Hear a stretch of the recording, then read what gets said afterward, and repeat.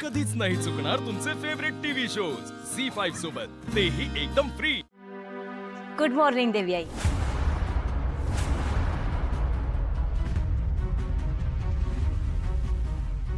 पारू, तू परत कशी आलीस? तू गेली होतीस ना?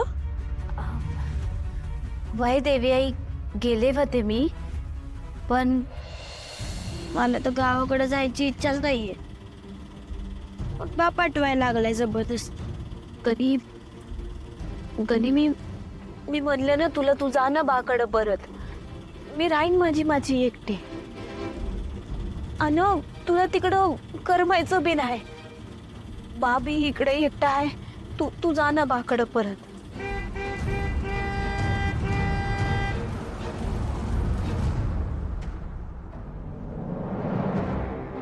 दादा काय झालं? रिक्षा कशा पायी थांबवली? होई शपथ आदित्य सर, आता जात नसतोय आपण गावाकडे।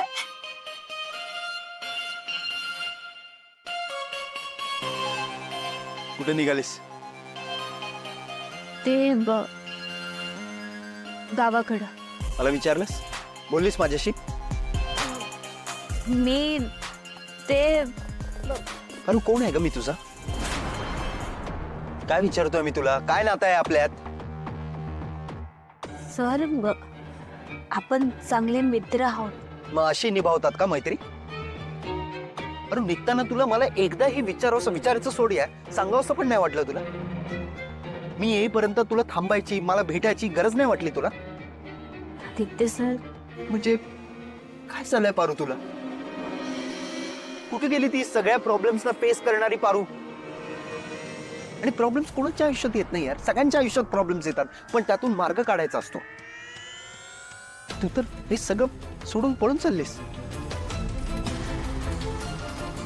अरे आणि या सगळ्यात तुझी काही चूक पण नाही आहे ग।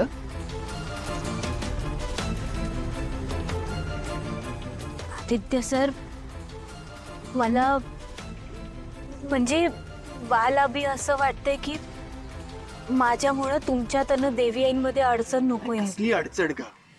अरे तुला खरंच वाटतं की तुझ्यामुळे कधी कोणाच्या आयुष्यात अडचण निर्माण होऊ शकते? खरंच वाटतं?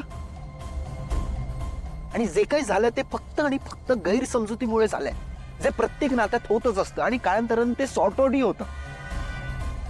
आणि मुळात तूच काय, जगातली कुठलीच व्यक्ती माझ्या आणि आईमध्ये मतभेद निर्माण करू शकत नाही। मान्य आहे, सध्या आमचे विचार जुळत नाहीये, काही गोष्टी आईला माझ्या पटत नाहीये, काही मग मला आईच्या पटत नाहीये, पण त्यावर तू हे सगळं सोडून निघून जाणे हा पर्याय असूच शकत नाही। खाली उतर यार, खाली उतर। खाली? आदित्य सर पण बाप, आरती मामाशी जे काय बोलायचं ना ते मी बोल, तू आधी प्लीज खाली उतर। तायडे चल की ग लवकर, मला कधी एकदाच घरी जातोय असं झालंय। बघितलंस, हा गणी तुझ्यापेक्षा समजूतदार निघाला। अरे प्लीज खाली उतर। दादा किती झाले सांगा?